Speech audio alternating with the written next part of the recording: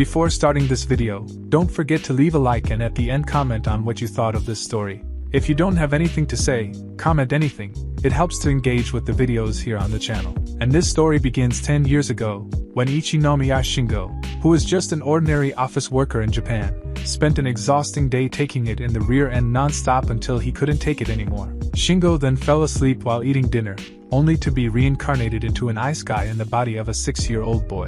He is now in the middle of a party with lots of guests and delicious food. As he looked around, he thought he was in a very real dream, and as there were no girls dancing without clothes on, he tried to go back to his suffering life as a wage earner. But a man wakes him up and takes him in front of the party guests, telling him to introduce himself. Shingo, who is now called Wendelin, had no idea what to do in front of all the adults, who seemed to expect something from him. Then his older brother, Eric, appeared and protected him. He introduced the boy to his guests as his younger brother's team, called Wendelin. And in this world we learn that he is the youngest son of a noble family, and that on this day the wedding of his older brother, Kurt, is taking place. Immediately, Will is overjoyed, believing that from now on he will live a life of luxury. But the next day he discovers that his noble family is made up of poor people who pretend to be rich during their festivities. He confirms this with his brother Eric. He says that they had saved money for years so that they could throw a good party for their guests, and now they were back to their original lifestyle. And more shocking news awaited Will, as he discovered that his father is a terrible investor, and that he has about 7 older brothers, including 2 half-brothers. Will is shocked to be the 8th son of a poor nobleman, which leads him to become depressed, as even a Japanese wage earner makes more money and lives a better life than he will have to. One day he finds Eric and 2 of his brothers leaving home, because the eldest brother, Kurt, inherited everything after his marriage. Therefore, the others must give up their nobility and find a job. Will is incredulous, but his brothers tell him that he too will have to become independent when he reaches adulthood, and Will decides to look for a way to change his life. One day he finds a crystal ball and an instruction booklet with the item in the library. He discovers that the stone can measure a person's magical aptitude, and he believes that he shouldn't have any magic at all. To make matters worse, in this world, only 1 in 1,000 people can use magic, and even though he knows he won't have any magic, he decides to try his luck. He sits down and takes a few deep breaths, before finally placing his hand on the crystal and pushing down, as if he was going to shit. As he does so, he is shocked to realize that he is a wizard, and the first thing he thinks of is looking for a teacher. However, first he tries to find books on magic, but he has no luck. Then, when his father arrives at the library, Will asks him if there are any books on wizardry in the library. But it's only at this point that he realizes that his father is an illiterate bum. Later that day he was outside and tried to imitate what he saw in a book to bring out his magic, but he couldn't manifest anything. However, at that moment a man appears in front of him, and tells Elki that he has felt his magic before, and like a good Japanese man Shingo has learned to watch out for trances. So he points his staff at this person. However, the man takes the staff and throws it away while introducing himself as a wizard called Alfred. The stick he has just thrown creates a domino effect, and a large stone falls on a giant boar that is furious, and rushes towards them at full speed. Will is terrified and wants to run away, but the wizard holds him back and tells him to use his magic. Yes, Alfred guides him, and helps him circulate his mana to release a powerful wind that pushes the boar away. Will is shocked by this, while the wizard congratulates him on using his first spell. The boar attacks them again, but this time Alfred takes control, and with the flick of his finger, he sends the boar crashing through the trees, using his wind magic. Will is fascinated by Alfred's power, but also a little afraid. However, the wizard calms him down and introduces himself as a former court wizard. He tells the boy, who is shocked by his power, that he has the potential to surpass even him, a court magician, and Will can't believe what he's hearing, as he thought he was full of shit. Afterwards they sit in the forest for tea, and Will's eyes widen in amazement as he sees the lifeless boy mysteriously disappear into that little wizard's bag. Alfred expresses his desire to pass on his magical knowledge to Will, telling the boy that he simply wishes to have an apprentice, that he has always been looking for someone worthy to carry on his legacy as a wizard. And he also assures Will that there's no need to pay for his lessons, and that's all the damn poor boy needed to hear, and he quickly agrees to become Alfred's disciple. However, the wizard tells him that he should keep his magic a secret, as it could end up creating problems for him. For example, if his brother learns that he is a wizard, he will try to kill him so that he, the talented younger brother, doesn't steal his land in the future. It turns out that people in this world always make sure that the magic user becomes the next lord, which is a factor that allows them to completely ignore who was born first. Will accepts this suggestion gratefully, and the next morning his training begins, and first Alfred wants to measure his mana capacity, comparing his mana with Will's, so he gets Alfred to hold his hands, and then he measures both their mana, and Alfred ends up being impressed, and tells Will that he was born with a larger mana reserve than his. The next day, Will dives into his studies of intermediate magic, trying out some fire attacks on a pile of stones. Alfred seems happy with the progress and compliments Will, noting that most people take months to reach this level.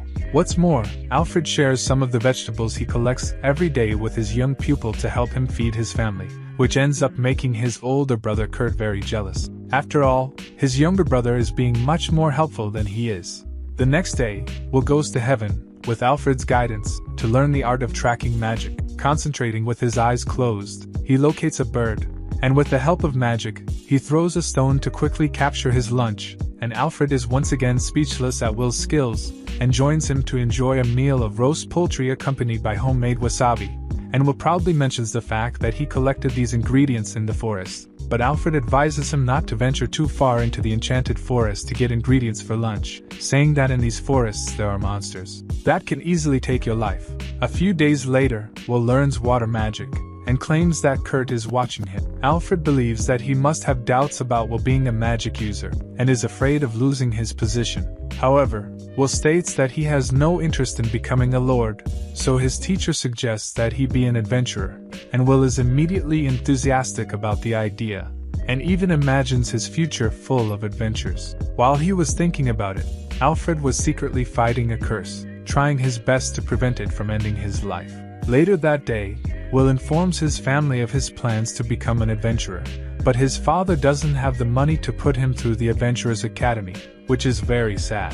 The next day, Will tells Alfred that his family doesn't have the money to put him in an Adventurers Academy, but Alfred tells him that he can join the Merchants Guild instead of going to the academy. He suggests that Will start working from an early age, and teaches him some advanced spells such as flying and teleporting so that he can go to other cities quickly. He gives Will an unforgettable experience when he takes him to the skies, and shows him the vast world that exists for him to explore. Later that night, Alfred realizes that his curse is getting stronger and stronger, and that he doesn't have much time left. He decides to say goodbye to his student the next day, declaring that Will no longer needs to study with him. This news leaves Will stunned, and he falls to the ground, unable even to concentrate on his flight magic practice. He obviously doesn't want to part with his master so quickly, and asks him to stay by his side. However, Alfred claims that he taught him everything he knew, and refuses to grant his request. That night, during dinner, Will sits still thinking about his master, and then his father tells him a rumor about an intelligent zombie that has been seen in the forest. This zombie is special and looks like a normal human being,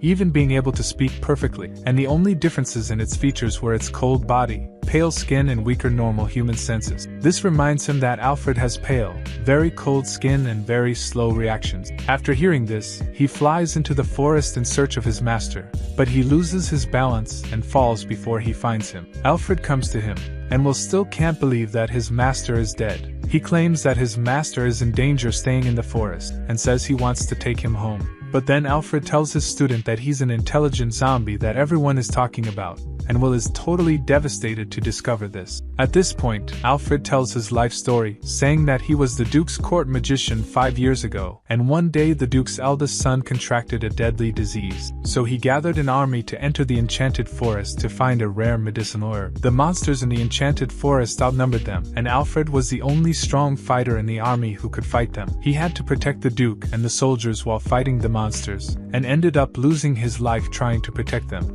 Alfred says that he should have just stayed dead, but a regret didn't let his soul go, and he became a special class of living dead. His only incomplete wish was to find a worthy successor to inherit his magic, and this was fulfilled when he met and trained L. Alfred apologizes to him for not telling him the truth, revealing that he thought the boy would get scared and run away from him. He then presents the final test to his student, and asks him to purify him using his holy magic, before he loses his mind and turns into a real zombie. L starts crying and refuses to eliminate his teacher, but Alfred shows him that his body is already rotten and that he doesn't have long to live, and Elle doesn't want to see him suffer, so he decides to use his holy magic and purify him. His magic hits Alfred, but it's not enough to send him to an ice guy, so he asks Elle to try harder. At that moment, Elle is overcome by nostalgia and remembers the last few weeks he spent with his teacher, and he puts all that power into the purification magic. Thus, Alfred's body begins to dissolve, and he uses his last moments to thank his student, and tells him to do his best in the future. Elle mourns with his teacher for a long time, then wipes away his tears while vowing to live up to his expectation. After that, he continues to work hard, training his magic a lot, and it is with this intense training that 7 years pass, and he turns 12 years old, and Elle is finally ready to leave his poor home and family behind, so he sets off to join the Adventurers Academy to start his new life. He arrives at the academy and is admitted to the scholarship class, the academy being a place with many promising newcomers. Everyone introduces themselves, and two girls, Louise and Anna, end up being the center of attention, as they come from families that are very famous in the martial arts business. They therefore carry the blood of those who serve the Duke directly. And when it's Elle's turn to introduce himself, he realizes that his communication skills have diminished because he's been in a village for years, and he fumbles as he introduces himself. Obviously, no one seems to care about him, and he thinks it will be difficult to make friends here. The class begins and the instructor hands out registration forms in groups to everyone, because that's how the training will start, and Elle knows that no one is going to pick a nobody from the countryside like him. However, he doesn't know that everyone thinks he's amazing, because he's the only wizard in the class who has high-level skills. During the lunch break, the two rich girls, Louise and Anna, talk to their best friend, Elvin, about the possibility of the high-level wizard joining their group. They believe that Elle can easily carry them off his back. The girls also claim that they are the strongest in the class, because they can use magic to strengthen their bodies, which is exactly why they think they are the most suitable to join Elle's group. The other people also want him very much, but no one dares to approach him, because they've all started to believe that since he's the best wizard, he probably won't want to talk to anyone below his level. And in the next class, the teacher announces that students who want to work part-time should try hunting, as this is the best way for a student to get money. He advises them to hunt in groups, as hunting alone can be dangerous, and Elle becomes desperate once again, as he is sure that no one will choose him, and the girls who want him in their group end up getting nervous when they approach him. And Bloody Elvin is an idiot, who thinks Elle is keeping his distance from him and is assessing their ability individually. Louise agrees with this too, and they decide to take first place in the hunting tournament, proving that they are worthy of joining his group. They hunt more than any other group in their class, and think that they now have a good chance of being able to join Elle. But when he delivers a pile of dead monsters to the receptionist at the Merchants Guild, they are shocked and speechless. One of the more pessimistic students says that Elle is on a totally different level to them, and that there's no point in trying to be on his side. They all believe his words, and leave the room after losing hope of joining Elle. Meanwhile, Elle is planning to make some friends by inviting his class to a dinner with his prize money. As soon as he receives the grant, he turns around to ask his classmates to join him, but the room is empty, and that group of students, who are very good but no better than Elle, are frustrated by their humiliating defeat. However, they don't want to give up partying with Elle, because walking alongside him is the same as guaranteeing a successful future. They want to hunt more monsters than him, so that he will recognize them, and to do this, they go to the most dangerous part of the forest. Then they realize their mistake when a pack of wolves surrounds them,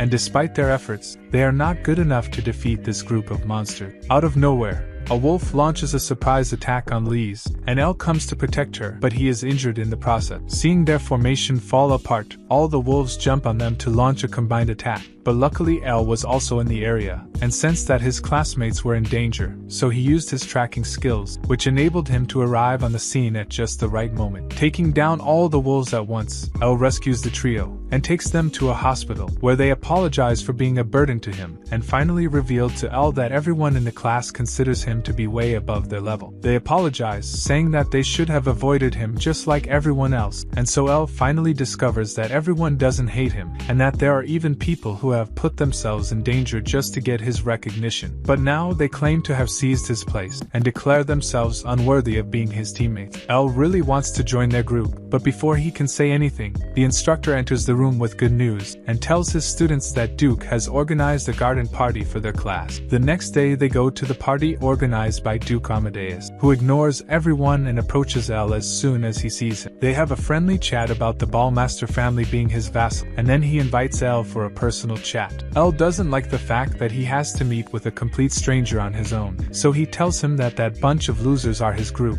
and asks Duke to allow them to be present. After that, inside the mansion, they meet the court magician, Blanc Tag, who is also the teacher of the former court magician, Alfred. Elle is shocked to hear this, and Blanc Tag, who I'll just call Blanc, explains that he is an expert in tracking magic, and that he has always kept an eye on Alfred's magic even after he became a whispering undead. Yes, Blanc reveals that he has been monitoring Alfred for the last 12 years. However, Blanc claims that he knows Alfred passed away 7 years ago, and the only way he could have freed himself from that zombie form was if his wish to find a powerful disciple had been fulfilled. And everything points to Elle, who can't deny that he's a pupil of Alfred. After all, Blanc even recognized his magic bag. Elle then tells them the whole story, and the court magician and Duke are moved to tears as they learn of Alfred's last moments, and Elle also weeps as he remembers him. Elle has a lot of supplies from Alfred's last expedition, and it's all in the magic bag that he wants to give back to Duke, and while Elle does this, his rich partners are waiting outside, and still can't believe the sad story they've just heard about Elle and Alfred. This makes them realize that just like them, Elle is also a talented person, but he can't become a successor because he's not the first son, and as soon as Elle leaves, they rush up to him and apologize for having called him into their group so suddenly. They reveal that they wanted to form a group with him just to take advantage of his power, but now they've realized that's not fair. However,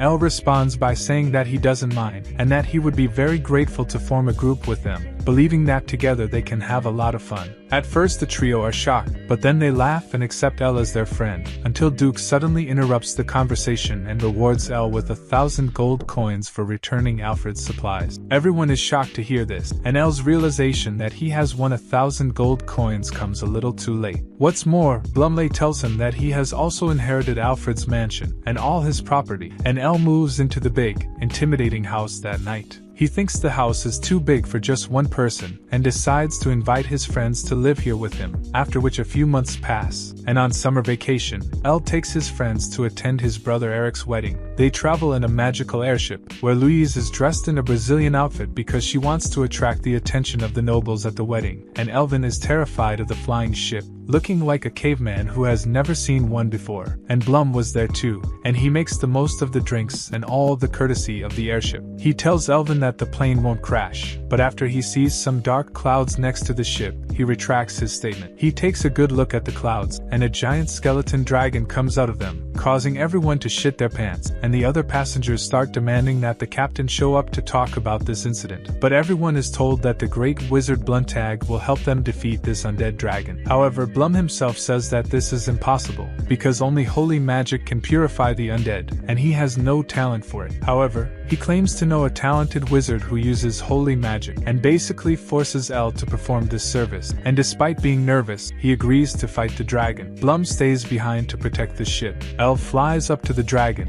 and uses his magic barrier to protect himself from its destructive breath, and Blum protects the ship with his magic barrier. Elle charges with his holy magic, but the dragon focuses its attacks on him to stop him.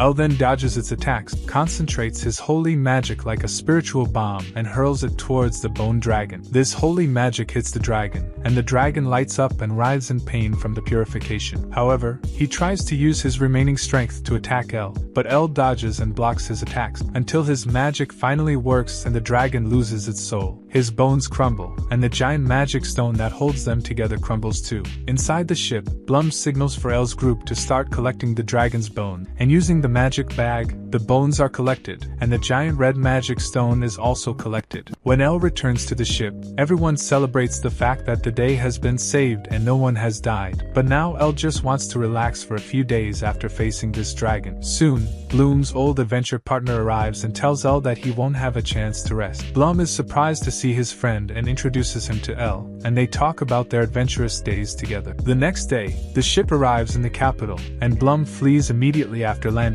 leaving his friend in charge of looking after Elle. Soon, an order of knights arrives, and their captain thanks Elle for having killed the dragon, and asks him to accompany them to the palace, since the king has summoned him. His friends abandon him and go to his brother's house, while Elle stays with an Arturio who accompanies him to the palace. Elle ends up receiving a grand reception as a famous dragon-slaying hero. hero, but the nobles are not pleased with him being the center of attention. El greets the king and praises him for having defeated the skeleton dragon. He grants him the medal of the twin dragon. In addition, he makes him a nobleman, granting him the title of baronet. Then, El recites the oath that the king took earlier, and after that, he reannounces that he will buy all the dragon bone and the gigantic magic stone that El has obtained. Soon after, the general and the prime minister begin to argue about the fair price for these items. The general wants to pay a much higher reward, but the prime minister objects, saying that they don't have the budget for it. And before the argument can escalate, the Pope intervenes, and the reward is eventually set at 150,000 gold coins. Later that night, they return to the palace after collecting the reward. In a martial artist, the spear user puts on a show to try to impress El, in order to try to get him to hire him. However, the guards drag him away, and the artist tells El to get used to these idiots, as they will continue to come after him for employment. He also warns him about the nobles who will try to make him eat their daughter, and El is scared, saying that he is afraid of women. The next day, he finally arrives at Eric's wedding, and the two brothers who left home with him are also there. They complain that Kurt didn't send any gifts for the bride and groom,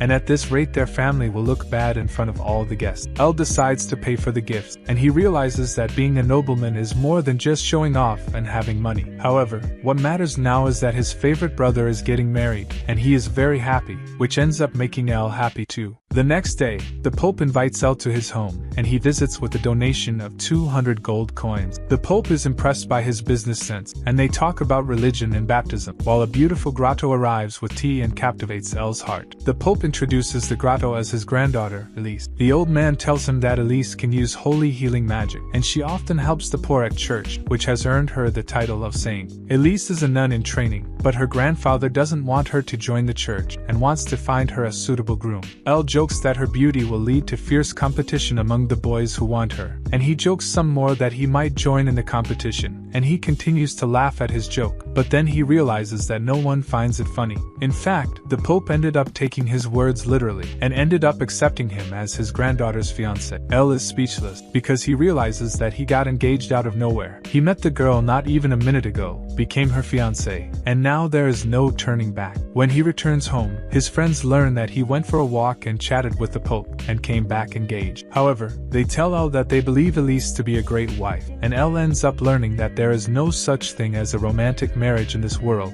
and that at least in this case he was lucky to see the girl before things were decided. Now El's face is covered in clown makeup, and he's dressed in this rather flashy outfit. All this so that people won't recognize him as a successful nobleman. El comes to be with him, and constantly teases him about how beautiful his wife is and how jealous he is of him, which makes El wonder if Elise is really happy about it. Later they go to the market, where the spear fanatic identifies him, the spearman being a professional stalker. He starts showing off his skills with the spear himself, and everyone joins in trying to get El's attention, so he becomes their boss. In response to this, El teleports back to his house, and Elwin and Eric tell him to get an employee who can deal with all the unwanted applicants, and Elwin suggests that he be hired, and El ends up liking the idea quite a bit, so he immediately hires his friend, who now can't believe what just happened. El doesn't want to go into details about how their contract will work, and ignores everyone, heading straight to see his fiancée. However, he ends up teleporting out of her grandfather's window. He falls and stays there until the old Pope returns to his office, but Elise soon finds him lying there, and he takes her to the roof to talk to her in private. He nervously asks her what she thinks of their engagement, and Elise replies that she is happy to be the wife of the heroic dragon slayer,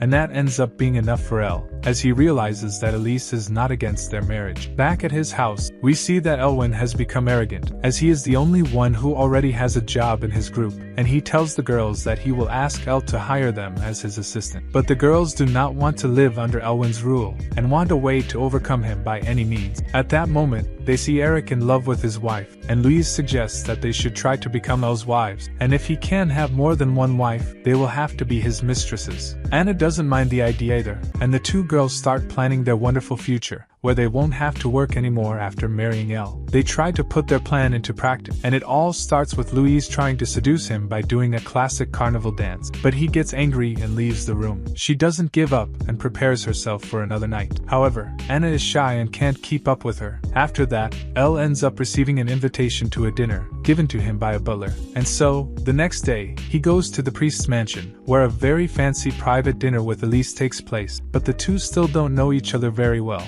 and don't know what to say. Elle wants to leave as soon as he finishes eating, but the butler suggests that he take his girlfriend shopping for their first date. He ends up going into a very expensive jewelry store, and ends up finding a perfect engagement ring for the girl. She tells him that he doesn't need to spend so much money on her, but the ring catches his eye. And since he is rich and doesn't even have to pay taxes, he decides to give it to his fiancée as a gift. However, when he finds out that this magical ring costs a lot of money, he wonders what the hell this ring is made of, and wonders if this jewel is a philosopher's stone or something. However, he stakes his ass full of money, and because of this, he decides to act like a man and buys the ring without even trying to get a discount. When they return to the carriage, Elise compliments his choice, asking if he knew that the ring was magical before choosing it. And he responds by saying that he just felt that the ring looked beautiful on her. Then, the girl is surprised by Will's sincerity, and in response, Will says that most of the time he feels overwhelmed when everyone calls him a hero, and he keeps thinking that he should act according to everyone's expectation. However, he admits that around her he can be himself. He decides to charge her ring with his magical power, and the item starts to glow, causing a light show to happen inside the carriage. Will smiles and Elise is scared, believing that Will is crazy. A few days pass since that day, and Louise and Anna are discussing their plans to seduce Will with Elvin, when suddenly Elise appears, saying that she has come to find her husband. She discovers that he is not here, because the king summoned him for a mission, and the king was ordering Will to kill a dragon, and although he is shocked to be given such a mission, he kind of cannot refuse the king's orders, and during the night the captain explains the liberation plan to Balantag and Will, saying that they need to rid the lands marked on the map of the presence of a dragon and other monsters. However, only powerful wizards can neutralize a dragon's breath, and so Will and Blanc were chosen for this mission alongside a third teammate, who is a burly warrior with a mohawk in the style of Neymar in his prime. Will is startled by a scary-looking man, and asks if he will be the warrior of the group, but Blanc tells him that he is actually the palace wizard. His name is Armstrong, and even though he is a wizard, he trains his body to the limit and loves hunting dragon. Without much conversation, they immediately fly to the dragon's location, under Armstrong's leadership, and join the army there. Soon, the members of Will's group learn of this mission, and are tasked with joining the fight to exterminate the small monsters in the area after the dragon is eliminated. Will's temporary army for this mission is made up of all the warriors who want to get his attention, with Will as their commander, even though he is a failure. They arrive at the military base after Will, and Elise soon joins them as a healer, but she cannot see her beloved because he has already left to fight the dragon. When Blanc and Armstrong arrive at the dragon's lair, Armstrong screams loudly, causing the dragon to appear quite angry. Armstrong starts the fight by using his magic to transform into a Power Ranger, and his magical armor is so well made that he even adapts his mohawk to his helmet, and his weapon ends up being a huge hammer, which he uses to strike the dragon and throw it back to the ground. Blanc tells Will to do his part, before the big guy runs out of magic,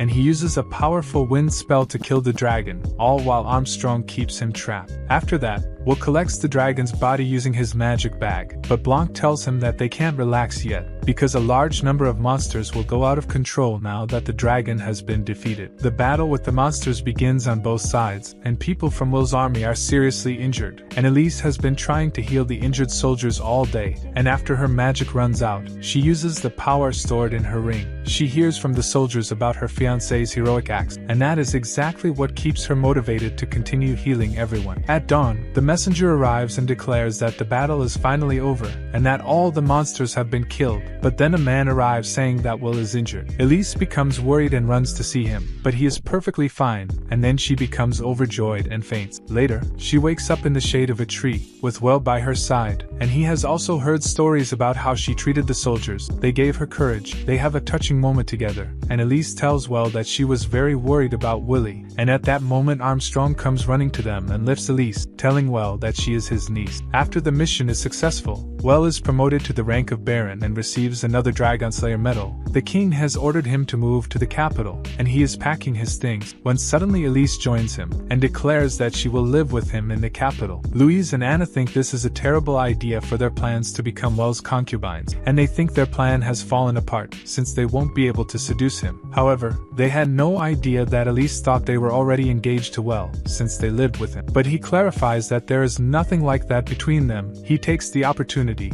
and asks her how she would feel if he had a harem of girls besides her. And Elise says that this is something completely normal in noble society, and that the priest or her grandfather does much worse things. She also says that her magic can cure any STD he will catch, which makes everyone very happy. Louise and Anna don't know if they will find a better chance than this, and declare their intention to become Well's secondary wives, and Elise sees no problem with that, and so, Well ensures the expansion of his harem. A few months later, Well's other brother gets married, and during the wedding, Eric tells him about the martial arts tournament held in the capital every 3 years, and Well isn't really interested in it, because there is no category for mages in the tournament, but his brothers say that he must participate as a noble, so Well says that he will register as a swordsman and use magic to strengthen his body, but he finds out that this is not allowed either. He is discouraged, but still decides to participate in the swordsman category, even though he knows that he will get beaten up, and he is only doing it because his brothers are insisting. His friends also find out about the tournament through Blanc, who tells them to participate for the honor of their family. Louise and Anna know that they cannot use magic to strengthen their bodies as usual, so they start training right away. However, Alvin is quite relaxed since he already has a secure job. However, Blanc warns him that if he is useless, Well may very well kick him out of the group and fire him as an employee,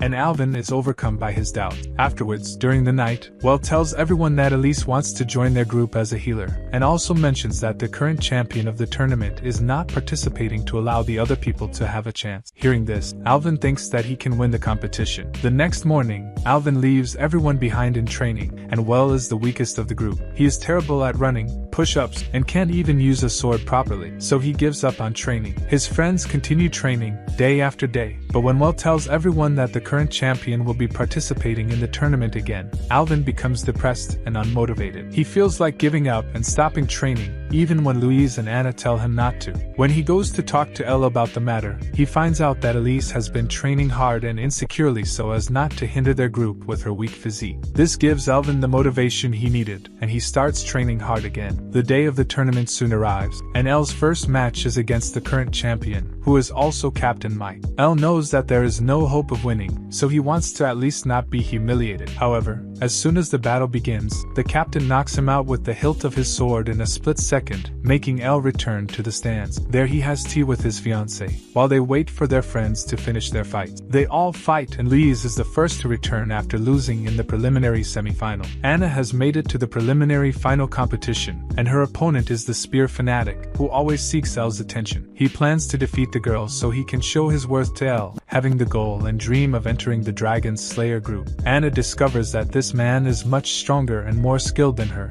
and she quickly loses and returns to her teammate's side. After losing, she wants to tell Elle that the spear fanatic is a very talented man. His name is Roderick, and he can be very useful. However, Elle is sleeping now, since Elise didn't let him sleep much last night. On the other hand, Elvin made it to the finals, but injured his arm in the semi-final round, and his opponent in the finals is the captain. While he was receiving his treatments in the back room, the doctor told him to give up for his own good, but he doesn't want to be kicked out of Elle's group.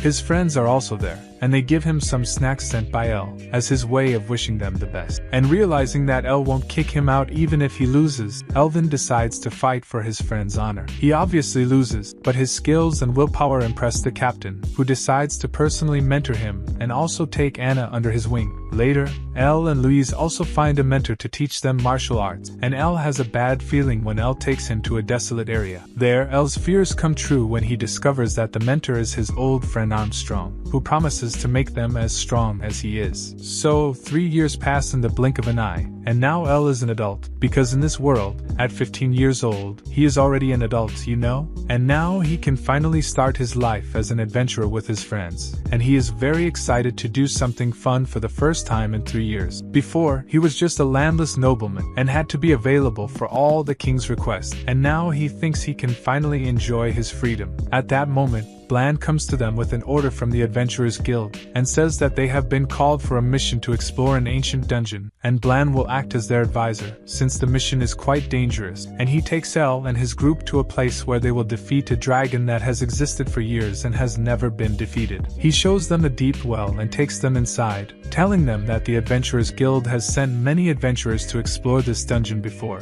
However, no one has ever returned from that place, and the guild believes that there is a dragon inside, which is why they called Elle's group. But ironically, everyone is afraid of dragons and ends up hiding behind Elle. Soon they see a door and enter an empty room with a magic circle on the floor. Blan realizes that something is wrong in this room, and tells everyone to run, but the door automatically closes before they can move. The magic circle on the floor activates and traps them in place, before teleporting them away one by one. Luckily they end up in the same place, which is actually at the bottom of the dungeon, and Blan says that he has heard of traps from ancient civilizations, which force intruders to climb to the surface while fighting monsters in their way, and he believes he has fallen into such a trap. Louise tells Elle to simply teleport them out of here, but he can't do that because his teleportation magic doesn't work, even though he has a very clear idea of the starting point and the destination point. In short, it was nerfed by the script out of nowhere, and after Elise recovers from the shock of the teleportation, the group is forced to use the old method, climb the dungeon on their own 2 feet, so they arrive at a huge room with an army of golem soldiers. The door behind them closes, and an army of golems begins to wake up.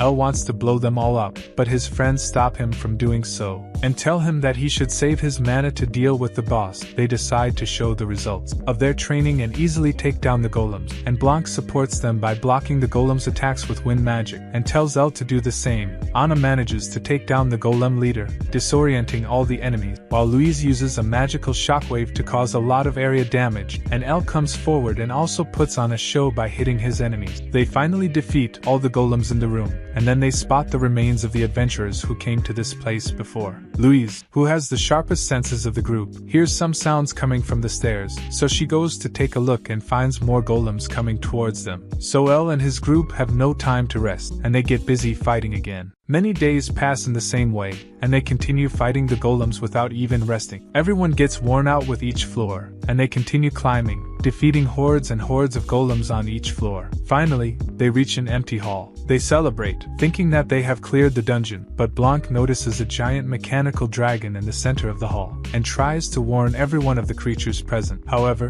the dragon wakes up and immediately attacks them with its explosive breath, but Blanc blocks it with his magical barrier, and our hero supports him in the defense. At the same time, the golem soldiers come from the entrance behind them, and hit Anna, proving that the golems are sexy. The boss battle begins, with Elvin and Louise fighting the golems, and Elise healing Anna while the 2 mages in the group block the dragon's deadly breath. They know that their magic won't last long, and so Elle suggests a plan, saying that they should combine their powers and defeat the dragon quickly. Blanc agrees and sends all of his magic power into Elle's body, and then he releases a powerful beam of magic, which pushes the powerful dragon back. After that, Blanc soon runs out of magic and falls, but Elle remains standing, fighting alone against the dragon. Elle also quickly begins to lose his power, and just as he is about to taste defeat, Elise runs up to him and turns red as a tomato, saying that she will use a special magic on him now. Suddenly Elle kisses him, which heals him and increases his resistance and magic. Even his third leg starts to move in his pants. Elise ends up using up all her energy doing this and faints. Elle holds her and realizes that he is much more powerful thanks to the power of love.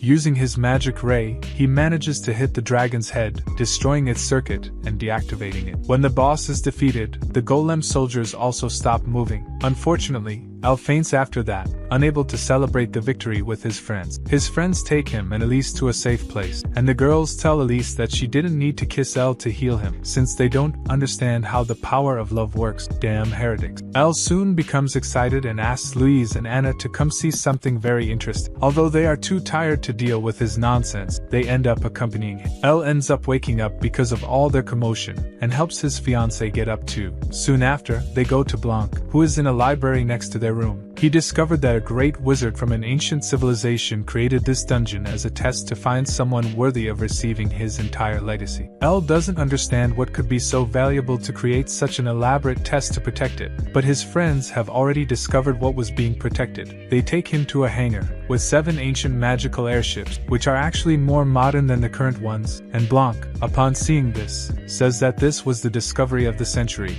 and that they are looking at millions of gold coins, and even though Elle doesn't like taking money from the king, he will have nowhere to escape again. Out of nowhere, Elle comes and pulls a lever, and opens a gate out of the hangar, and everyone is happy to finally be able to leave this dungeon behind. Soon, El and his group go to the king and present him with everything they found in the dungeon, and the king buys everything they found, while the guild ends up buying the teleportation circle they found by force. And when the time comes to receive the reward money, the Prime Minister stutteringly declares that everyone in El's group will receive 2 million gold coins for having successfully completed this mission, and since the kingdom does not have this money in cash at the moment, it will be paid by the kingdom in 20 years. Fortunately, in this anime, taxes are low, unlike taxes here on planet Earth, where politicians want to charge even for the air we breathe. And with all this money, El decides to move from the capital and return to his old mansion. He tells his plans to Armstrong, who wishes him good luck for the future. He also tells that while he was exploring the dungeon, some people were spreading rumors about his death in the capital.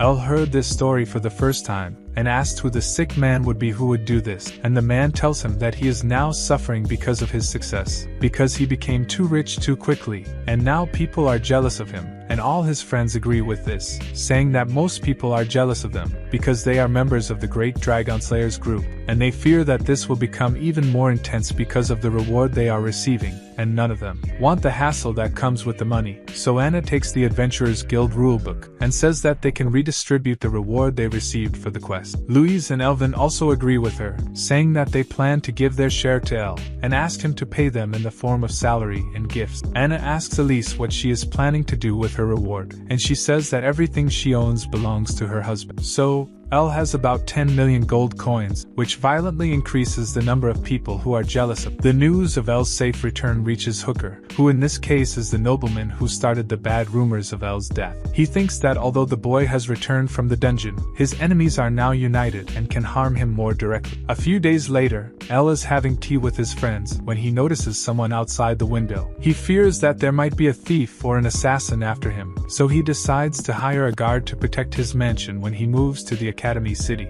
And his friends also like the idea, and say that the guard should be strong, loyal to El, and very good at managing things, and there is only one person with these qualities that comes to mind. Anna tells El that he should hire the spear fanatic, Roderick, and although he is shocked by the idea, El decides to see if the man still wants to work with him. He invites Roderick to their house, asks if he wants to join them as a guard, and the man starts to cry, because he never expected this day to come. He has been trying for years to get his attention, and he never believed this moment would come. The stalker is still around the house, and everyone notices when she starts drooling after seeing them eating a cake. Louise and Roderick try to catch her, and Alvin keeps El's face down to protect him from danger, but the girl is too fast and escapes, and Roderick says that she must have been sent by the same men who spread the rumors about El's death, and asks El's permission to investigate this matter. He also advises him to leave the capital immediately for his safety. However, El still has many things to do here. The next day, he goes to the Magic Guild's research lab with his group, as he heard that they repurposed the teleportation magic circle he found in the dungeon, creating a device that can summon anything the user imagines. Alvin says that this machine is an underwear thief's ultimate dream, and Louise and Anna beat him up.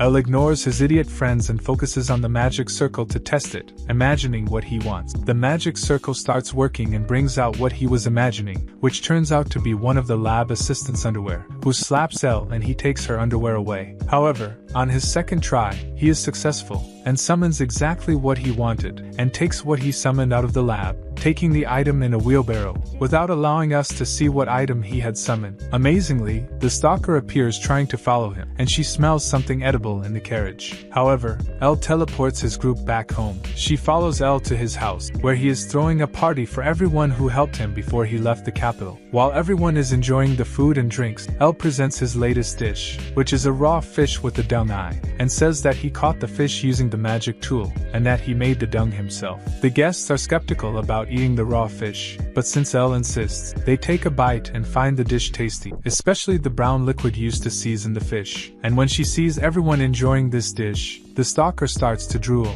and has trouble controlling herself. At that moment, Roderick returns from his mission, and informs El that the Prime Minister's brother, Rooker, was behind the bad rumors about him. Roderick believes that Rooker wants to surpass his older brother, and become the Prime Minister, and he was trying to do this by harming the people close to the Prime Minister. He even sent a message to El's family to tell them about his supposed death, and Rooker wants Kurt's children to forfeit their title and property so that they will be indebted to him forever. El says he wants to do something about the nasty man, but Roderick has already dealt with him, spreading some false rumors that Rooker conspired to kill Elle in the dungeon, and that now the king wants to question him. Elle says that's a bit much, but Roderick says he has personal reasons for going after him. It turns out that Rooker is Roderick's illegitimate father, who refused to meet him, and on top of that, he abandoned his mother after getting her pregnant. Roderick knows that his father is a piece of human garbage who stinks worse than the brown gravy Elle served everyone, which is exactly why Rooker was the first person he decided to investigate, and his hunch proved correct. While they were talking about their respective family problems, Anna arrives with Tom to Roderick, and the stalker can no longer control his hunger. She knocks on the door loudly, and everyone is alert to fight the intruder. But when she bursts into the house, everyone is too surprised to do anything. She heads aggressively towards Elle, and when Elvin tries to stop her, she knocks him to the ground, and runs towards Elle again, and he cowers, fearing that she is after his life, but the girl simply grabs a piece of tuna and starts eating it. At that moment, the general arrives and apologizes for his daughter's rude behavior,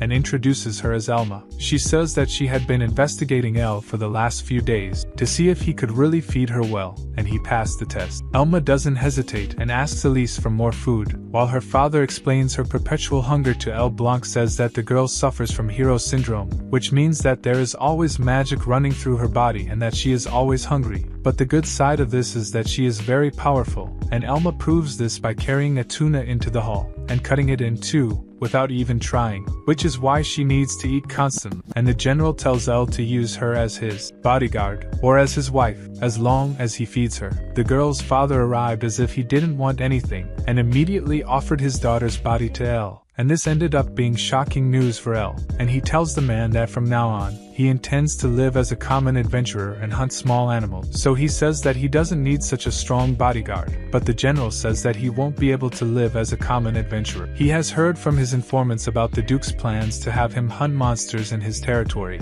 and Wilma would be a perfect addition to his group. The Duke is amazed at his friend's intelligence network, and he then confesses his plans, and asks Elle to carry out a mission for him. On the other hand, Hooker's messenger sent a letter to Elle's house, telling about the supposed death of the great dragon slayer. The letter reached Kurt and his wife. They are shocked by the news of Elle's death, and the letter says that Hooker wants Kurt's children to inherit Elle's title and property, and join his faction. This news is a pleasant shock for Kurt, and he starts laughing when he hears about this opportunity. However, his wife screams out of nowhere, saying that she saw something outside the window. Kurt decides to take a look too, and as soon as he looks outside, he turns pale with fright, as if he had seen the Brazilian team lose to Paraguay, when only Elle and his group were there. And there they discuss the Duke's plan with the Lord of the territory, and Blanc talks a little with Elle's father. He starts talking about the previous expedition led by the Duke to the Enchanted Forest 15 years ago, in which the 2,000 soldiers he led died. Elle's father knows about this incident, as he also sent a troop of soldiers to help the Duke. Blanc tells him that all these dead soldiers have turned into zombies, and Elle and his team are here to purify them. At this point, Kurt takes the front line, and says that they will not help with anything. Blanc says that they do not need it, and that they are here to talk about what will be done on their lands. Kurt then demands to receive a commission for whatever is taken from his territory. He asks the village chief what the normal fee to be charged is, and after learning that it is 30, he demands that Elle pay 50% of his commission. At this point, his younger brother, Herman, tries to convince Kurt not to be such an idiot, since they can recover the belongings of the dead soldiers sent from their region as well, but Kurt remains adamant. He says that his poor soldiers had nothing worth recovering, and that their funerals had already been held. And at this point Elle comes without Rita, and begins to talk to Elle's older brother, saying that the souls of the dead are still trapped in their bodies, and that they will not achieve peace unless they are freed. He offers to hold a proper funeral for all of them, but Kurt says that there is no need for that, and accuses them of trying to gain advantage over them by using his soldiers' funeral. Elvin holds back upon hearing this, eager to beat Kurt up. However, Elvin is terrible at holding back, and ends up exploding in anger, asking Kurt to change his attitude. It is at this point that Kurt mocks him and Elle, asking if all of his employees are this rude. Elle doesn't get irritated by the provocation, and tries to stop Elvin from breaking his brother's neck. and already tired of negotiating with this jerk, he ends up asking his father directly about the negotiation. Kurt is furious at being left out, and talks a lot of shit again, but this time Louise and Anna tell him to be careful with his tone of voice when talking to the Baron, and this makes him even more curious, and Elle reflects to himself that his brother is like the crazy clients and toxic checks from his past life. Later, Elle and his group have dinner with one of his older brothers and his wife Marlena, who tell Elle that after he gained fame as the famous dragon slayer,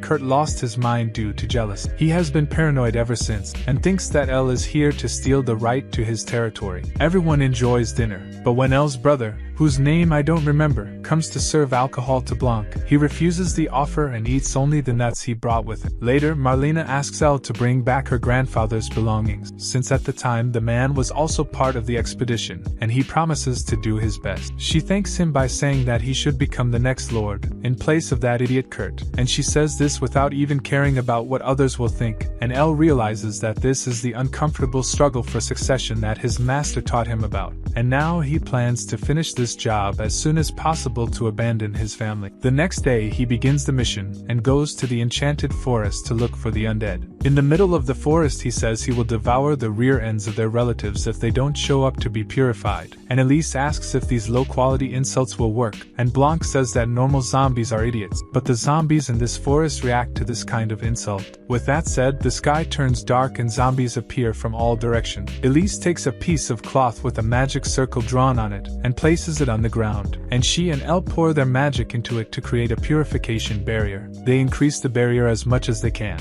and so the zombies that touch the barrier are purified and their bodies disappear, leaving only the armor behind. Elle's companions complain, saying that they are not doing anything, and Blanc tells them that their duty is to recover the armor, as that is the only thing they can do at the moment. Sometime later, the leader of the undead army, the former Duke, appears and is also easily purified. Elle then asks if they have finished purifying all the zombies, but the girl with the pink hair reminds him that Marlena's grandfather has not shown up yet, and they wait for him, until suddenly a zombie Ivern attacks them from the sky, and Louise cluelessly saves him from Elvin. The girl with pink hair stands in front of the monster, and she attacks it with her giant axe, cutting off its head, and soon after the monster is also purified. At that moment some undead boars gather, advancing on the barrier without being purified, which forces the members of Elle's group to work hard, and when the monsters are defeated, they also end up being purified by magic, and after some time all the zombies are eliminated. Everyone is also exhausted, and Elise removes the soot, but the last of the human zombies appears, and by his armor, Elle can tell that he is Marlena's grandfather. He and Elise go to deal with him, but the zombie speaks and asks about his granddaughter, asking if Elle really intends to commit those atrocities he said. In response, he says that he was just attracting the zombies, and Blanc soon tells everyone that this man has evolved from a zombie into a leash. But Elle continues to communicate with the old man, saying that his granddaughter is living a happy life with her husband. He is happy and drops his sword, and accepts his fate without resisting Elisa's purification, being purified without even leaving his armor behind. Elle takes the soldiers' belongings back to the village, where the people are moved to receive the mementos of their dead relative. They thank Elle for what he has done, but then Kut arrives and declares that all the armor must be returned to him, allowing only everyone to mourn and miss the dead. He reveals his plan to melt down all the armor and use the metal to make tools for the development of his lands, and all the people beg him to let them bury the armor of their loved ones in their graves. But Kut refuses, and Elle confronts his brother, and tells him that he is going too far, to which Kut responds by saying that the development of his lands is worth much more than a few starving commoners, and that to improve his lands, he definitely needs iron. Elle says that if he really only needs iron, he can keep this block of iron in his bag, and in exchange, he demands that Kut leave the villagers alone. Kut is startled and falls to the ground, but when his lackeys ask him what they should do now, he tells everyone to wait for Elle to leave the village. Elle returns to the capital the next day and delivers the soldiers' armor to Lord Amadeus, who says he will return the belongings to the family of the dead soldiers, but it will take some time, and until that is done, Elle is ordered to remain on standby in his village. Elle does not want to spend a single moment near his brother and his family, as they are uncomfortable, but he is forced to follow the Lord's orders, and even Blanc tells him to enjoy his stay in the house where he spent his childhood. He teleports back home, where the village chief is surprised to see him again, and invites his group to attend the mass funeral that will be held the next day. At the funeral, Elise prays for the fallen soldiers. After all, she is the priestess who is famous as a saint, and this makes the villagers very grateful to her. However, they are unhappy that Kunt did not show up to pay his respects to the dead. Later, the villagers throw a party where everyone has a good time, but Blanc still refuses to drink and continues to chew on his nuts. Soon, Kunt's wife and children arrive to say their prayers at the funeral site. Well greets his sister-in-law, and his nephews are very excited to meet him, as they have heard many stories about their dragon-slaying uncle and want to know how he did it. Well's friends decide to put on a play to entertain the children, with Elvin playing the Bone Dragon, Louise playing Blanc, and Anna taking the lead role of Well. After the play ends, Well offers his nephews candy and wishes them good luck, as they are poor and will need it. Afterwards, the village chief comes to talk to him privately, and asks him to become the next lord, as most of the people want that. Well is confused and says that he cannot do that, as it is the Kunt's birthright, but the village chief does not care about him or the current lord, and insists that their land has no future under the Kunt's rule. In response, Well says that he does not want to be a lord in the first place, and that he wants to live as an adventurer, but the chief knows that his foreman, Rodrich, is very clever in dealing with lands, which will allow him to be the owner of the territory, but not to have any work related to it. He offers the boy his full support, and says that even the royal palace wants him to take control of these lands. And just as the chief finishes speaking, Blanc arrives and praises his sharp intelligence for having deduced all this without being told anything. He confirms that the king does indeed want Well to take control of this area and become its new lord. Blanc then takes Well to discuss the king's plan in private, revealing to Well that since the previous kings, there has been a great desire to develop this region, but the lords here were all common and incompetent, and Kurt is the worst choice to inherit these lands, as he is the most incompetent heir of all time, and on top of that, he is a scoundrel, and so the king was forced to take strict measures. However, he could not simply order Well's father to change his heir, so he devised a plan. With his trusted officers, they wanted to make Kurt go mad so that he would attack Well, and soon after Kurt would be tried and imprisoned, and thus Kurt would take responsibility for his crimes and resign as heir, paving the way for Well to be the new lord. The Duke already had this mission of purifying the undead that he really wanted to do, and it became the perfect decoy to execute the royal plan. Well asks Blanc why he didn't tell him this before, and he replies that it was because things would have happened the same way even if he knew everything. Well says that this plan could be dangerous, but Blanc assures him that he was keeping an eye on everyone to make sure there were no problems, revealing that he even went so far as to stop drinking for a few days, to keep himself in good condition and not fail. Well is still confident about being a lord, but Blanc tells him that he has more power, more influence, and the money needed to develop this region, and that there is no one better suited for the role than him. The next day, Well tells his friends about the palace plan, and they think it's a good idea, and suggest that Well stop worrying about it and take orders, like he usually does. Soon, Amelie and her children pay Well a visit, and being the cool wizard uncle, he shows the kids some cool tricks, creating water balls and a mini rainbow. Well's friends take pity on the innocent children, thinking that when their father is removed from his position, they will lose their noble titles and even be exiled. That night, Well and his friends were there, having a nice dinner with Eoman, one of Well's brothers, when out of nowhere they hear people shouting outside, and discover that a group of disgruntled villagers were going to the current lord, to ask him to name Well as his successor. They are not afraid of punishment, because they have had enough of the injustices committed by Curly, and seeing them so serious about the matter, Well asks everyone to give him some time, and they are surprised to learn that he will be staying here for longer, as they had heard rumors that he would be leaving tomorrow. Blanc realizes that the village chief is behind this, and goes to meet him and warns him to be careful about meddling in someone else's plan, especially the king's plans. He claims that the village chief is doing nothing wrong, but the palace does not like people who try to act freely over their own agenda. The village chief thanks him for the warning, but he is already determined to do what is good for his village. When Blanc returns to the mission, he finds Well wondering about Cuddy's fate after he is removed from his position. All he can think about is that he will be exiled, but Blanc tells him that the palace will not let him live to tell the tale, and now Well is worried because he does not want to see his brother die. The next morning he goes to talk to his brother, and he proposes a deal with Cuddy, asking him to give him some land when he becomes a lord, and in exchange he promises to give him funds to develop his territory, and Well says that this is a win-win solution, and marks on the map the undeveloped land he wants. Cuddy becomes furious and tears up the map,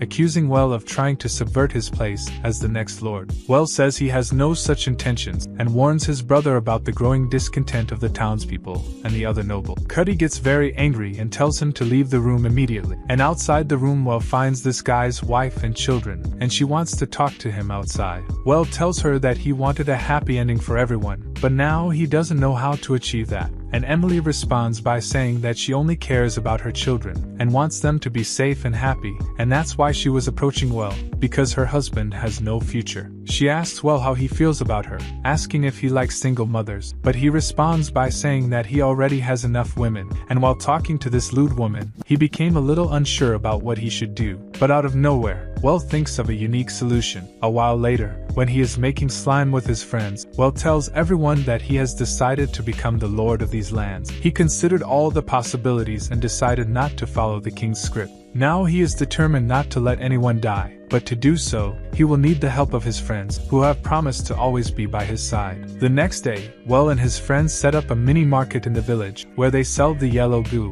which is actually mayonnaise. They also sell all kinds of clothes and fancy goods that can only be found in the capital. People are attracted to their store because it has much better items than the stores here, and Kurt's lackeys are furious when they see their customers being robbed. They go to Kurt and ask for help, but he only manages to fly into a rage, as he is also defending himself against a powerful wizard like Will. When the lackeys go home after the meeting, Will teleports in front of them, and his friends surround them on all sides. The next day, Kurt discovers that his supporters have been bought off by his brother, who has bribed them with a paid vacation to the capital, and they accept the offer and abandon Kurt. Will visits the capital, and tells Roderick about his plan to reduce his brother's political strength by stealing his supporters, and then they go to buy a place to live. Will wants to provide a peaceful home for his brother's wife. As for Kurt, he plans to send him to the church and let him live far from the palace's reach. However, they don't know that Hooker is planning something very evil, sending a certain gift to Kurt, and asking him to face his wizard brother. Yes, Hooker's messenger finds Kurt alone in the rain, thinking about murder after Will bought all of his minions. Then he receives a gift sent by Hooker, which is a legendary item called the Dragon Flute, which can help him kill his wizard brother. Kurt wants to know why Hooker is giving him something so precious, and finds out that he wants to have the right to undeveloped land, and seeing that their goals are aligned, Kurt accepts the offer and goes to the forest, where Will and his group are already waiting for him. Blanc has a feeling that Kurt is looking for them alone, which means that he has something that gave them the confidence to face them. Will decides to face his brother, and acts like it is a coincidence that they are meeting here. But Kurt already knows that his henchmen are hidden in the bushes, and calls them. He insults Will for no reason, and slowly starts acting like a psychopath, saying that no matter how great he is, he can't inherit the land because he's the 8th son of the family. Kurt then shows everyone the dragon flute he got from Hooker, and threatens to blow him up if any of them move. Blanc recognizes the dragon flute, which is a legendary item that can summon an army of dragons, and he's sure that not even their group can handle that many dragons at once. Will's friends tell Kurt that he's stupid, and that if the dragons come here, he'll die too, but he laughs at them all, and says that the dragons won't harm the flute's user. Will tries to make him think about the people in the village and his family, who will also die, but he calls them all traitors. He reveals that he doesn't even care about his wife and children, and says that after he kills Will and takes all his money, there will be no shortage of gold diggers after him. Will finally realizes how evil his brother is and wants to attack him, but Kurt threatens to blow the flute. Kurt then laughs at him, saying that seeing a genius wizard terrified was the best thing in the world. He says that everyone's death will fall on him for trying to become the successor, and then brings the flute to his lips. At that moment, Blanc makes a surprise attack on Kurt, but the flute blocks him, and he smiles with the certainty of his victory. Kurt blows the flute, and the sky goes dark, while ghosts emerge from the ground and surround them. There are no signs of dragons anywhere, and Will still wants to help his brother, but the girl with pink hair stops him from getting closer, as she can sense something dangerous ahead. He also notices that the ghosts around Kurt are emitting a threatening aura,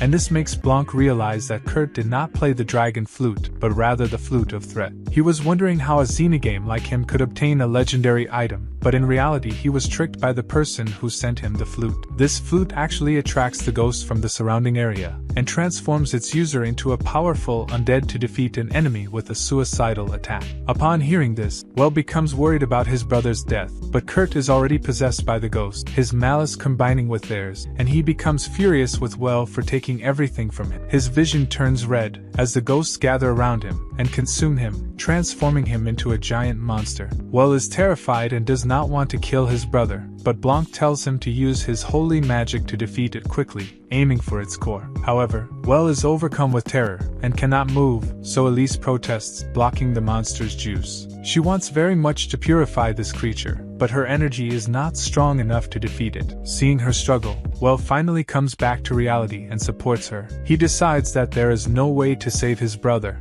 and that he must now simply send him away peacefully. He uses his holy magic and increases his power to purify the giant undead monster, and then a bright flash of light disintegrates the monster. After that, Kurt's malicious soul flies to the capital to find the man who tricked him. Hucker is already throwing a party, thinking that Kurt must have killed Well, and that he will soon have access to all the undeveloped lands. His allies praise him for his great intellect, and Hucker says that they cannot fully trust Kurt yet, as he is just an idiot. At that moment, Kurt's evil spirit breaks the living room window and takes revenge on Hucker, who tricked him. The next day, Well goes to the capital and finds Roderick outside the crime scene. He learns that there was a massacre last night and that Kurt's soul killed Hucker and all the guests who attended his party. A total of 12 nobles and their entire families were at the party, and now they are all dead. The priests of the church have already purified Kurt's evil, but the news has spread to everyone, and Roderick tells Well that now that everyone knows about Kurt's crime, they will no longer be able to let the widow with 2 children stay in the capital, as it will be too dangerous for them. People would want to sacrifice her, and the children too, because they are members of a family of criminals, and the peaceful life that Well wants so much to give them will be impossible here. Well realizes that he needs to put them somewhere else, and feels bad for having left his sister-in-law in this situation. He later meets with Armstrong and Blunt, and tells them that one of his older brothers has decided to take care of his sister-in-law and her children for the time being. Well says that this situation has arisen due to the nobles selfishly using other people as chess pieces, while the real evil people remain in the shadows. He curses Hucker, as well as the nobles on the king's side, saying that they are all idiots, but Blunt tells him to look in the mirror and tell himself that, as he himself is a noble. These words hurt Well, and he is consumed by his guilt for many days, but Elise realizes that something is eating at him. She talks to him about it, and comforts him, telling him that nothing is his fault. Her words cheer him up, and he decides that he will not be like the other nobles anymore, and says that he intends to strive to become a good noble who cares for his people. Elise says that he always tries too hard to reach an impossible standard, but that she and her other friends will always support him. Soon, Well goes to meet with the king, and the king is quick to praise him for solving the unrest in his territory. He gives him some giant pieces of land as a reward. He says that since developing all that land was a big task, he wants to reward Well with something extra, and asks if he needs anything else. Well doesn't hesitate, and accepts the king's offer. He says that in the accident that killed Hucker and his friends, more than 12 noble families were extinguished, and that now their titles are empty. And although only the king has the right to grant these titles, Well wants to have the right to give 2 titles to some people he knows, in exchange for developing the lands he was given. Upon hearing this, several people disagree with Well, saying that his request is very rude, and ask him to withdraw it immediately. The Prime Minister argues that Well only wants to give these lands to someone from his faction, but he defends himself, saying that only someone with great magical power could develop them. The Pope also gives his opinion, and they start to argue, and soon Duke Amadeus also joins the debate and openly supports Well. And seeing that everyone is making selfish demands, Armstrong shuts them down and tells Well to withdraw his request. He asks the king to give him half of the lands so that he can develop them using magic. The king refuses his request, saying that he is needed in the capital and that Well can handle the development on his own. He says that the development of the territory takes priority over everything else, and that because of that he will give Well what he asked for. As soon as the king says this, Armstrong winks at Well, because he was on his side the whole time, and other people were also acting in his best. The king catches them red-handed, but still grants Well the right to grant 2 titles and also promotes. Well returns home after receiving his reward, and tells the single mother that when her children grow up, he will give them both of his noble titles. She thanks him and informs him that the offer to come into her back is still open, but he reveals that he is not interested. Well soon gets busy developing his territory using magic, with Alvin and Roderick as his field assistant. Well wants to rest after clearing the jokers in one area, but Roderick wants him to clear another area and destroy some more rocks to build a church. Well learns that the Pope is going to build a church on his land, which is a very good thing for the development of the land. Furthermore, the Duke, the general, and the Prime Minister also have plans to set up holiday homes on Well's territory. However, Well won't give them this place, as he plans to set up a soy sauce factory here. Later, after the boring stuff, Well is invited to have tea, but before he can go with her, Louise and Armstrong arrive to take him to his weekly training. Soon, the little girl with the pink hair, Anna, and Blanc also return from the forest with a giant banana they found, and the little girl with the pink hair wants Well to make banana bread, and Anna also asks him to make something for her, and Roderick doesn't want him to go anywhere, not until he finishes his work. Everyone surrounds him, and bombards him with requests, making Well confused about what he should do, and so he ignores it all and goes home to have lunch with everyone. At dinner, he is served the same dish that he couldn't eat in his previous life, yes, at that moment before he came here, and he can finally taste it, and Will reflects that his life as the 8th son of a poor nobleman is not as bad as he thought it would be, thanks to Alfred and his talent as a wizard. Thus ends this anime. If you enjoyed following this story, be sure to subscribe to my channel, like this video so that the platform recommends my next videos to you. And is there anything else besides that? Well, I don't remember. And since I don't remember, bye and see you in the next video. I'm gone.